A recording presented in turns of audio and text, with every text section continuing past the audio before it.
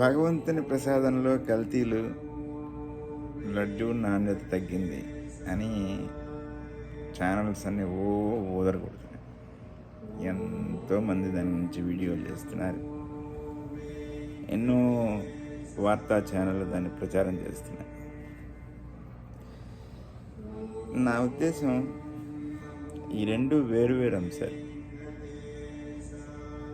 Maybe ఎక్కడో రెండు ఒకదాని మీద ఒకటి ఆధారపడిన అంశాలు కూడా అయి ఉండొచ్చు. కానీ నాణ్యత తగ్గడానికి కారణం ఏంటి అని ఎవరైనా శోధించారా అనేది ఒక పెద్ద ప్రశ్న. సరే, దాన్ని పక్కన పెడితే లడ్డూలో ఉపయోగించిన నెయ్యిలో కల్తీ అంటున్నారు. ఒకవైపు ఏమో ల్యాబులు లేవన్నారు, ఒకవైపు ఏమో 10 కంటైనర్లు వచ్చినాయి, దాంట్లో 4 కంటైనర్లు అడల్టరేటెడ్ అన్నారు, మిగతా 6 వాడామని చెప్పారు. సరే, దాన్ని పక్కన పెడదాం. ఈ 4 కంటైనర్లలో అడల్టరేటెడ్ అన్నప్పుడు కాంప్రమైజ్ ఎట్లా అయింది? క్వాలిటీ కంట్రోల్ అనేది కాంప్రమైజ్ అయిందా? సరే, అది ఎవరు చెప్పాలో మనకు తెలియదు. నిజం చెప్పాలంటే ఈ రోజున నెయ్యిలో వనస్పతి కలపటం అనేది సర్వసాధారణమైన విషయం. నేను ఎప్పటి నుంచో చూస్తున్నాను. కానీ ఎంత నెయ్యికి ఎంత వనస్పతి కలిపితే అది కనిపించకుండా, అనుమానం రాకుండా ఉంటుంది అనేది ఒక ప్రశ్న. సరే, వనస్పతిని పక్కన పెడితే జంతువుల కొవ్వు వాడారు అనేది ఇంకొక ఎలిగేషన్.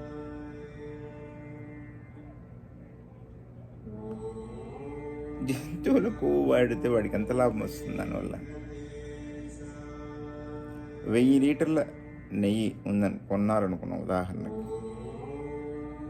దేవస్థానానికి వాడు 350కే ఇస్తున్నాడు. బయట మార్కెట్లో కిలో నెయ్యి 500 ఉందనుకున్నాం. వాడు 150ని ఎలా పూడ్చుకోవాలి? 150 అనేది 30%. ఎంత అడల్టరేట్ చేస్తే వాడికి బ్రేక్ ఈవెన్ అవుతుంది.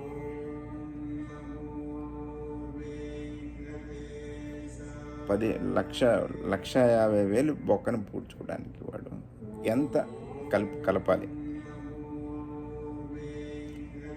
అంటే 50%, మోర్ దాన్ 50% కనుక వాడు అడల్టరేట్ చేస్తే కానీ వాడికి ప్రాఫిట్ రాదు. మరి నేను ఇక్కడ ఎనెక్సర్ అనే దాంట్లో ఉన్న రిజల్ట్లో మోర్ దాన్ 50% ఉంది. ఫిష్ ఆయిల్ కానీ లేకపోతే యానిమల్ ఆయిల్స్ అని చెప్పి కనిపించింది. I doubt that. సరే, చేపల నూనె వాడారు. ఫీల్ లైక్ చేపల నూనె అంత వాడితే గబ్బు కొట్టదా food? I don't know. So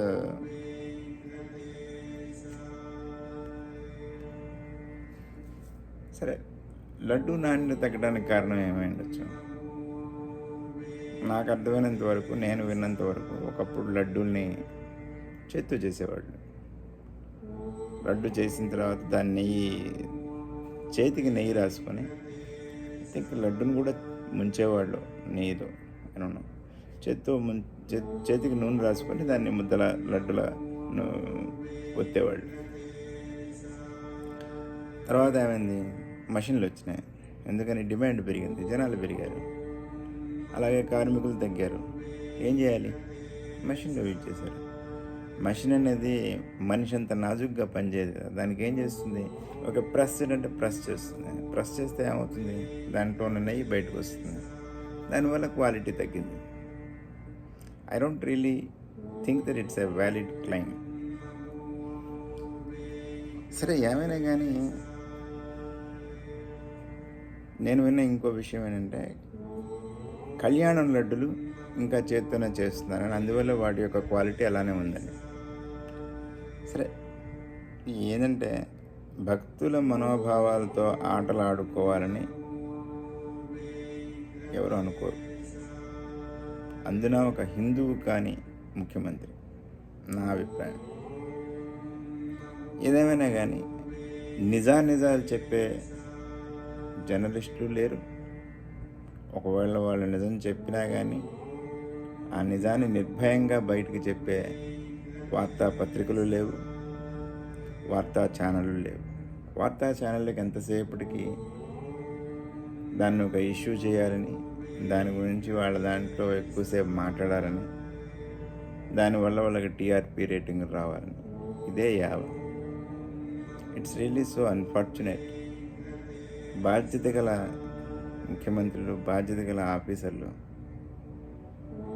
నిజాలన్నీ తెలుసుకున్న తర్వాత అప్పుడు ప్రెస్ మీట్కి వచ్చి చెప్పడం అనేది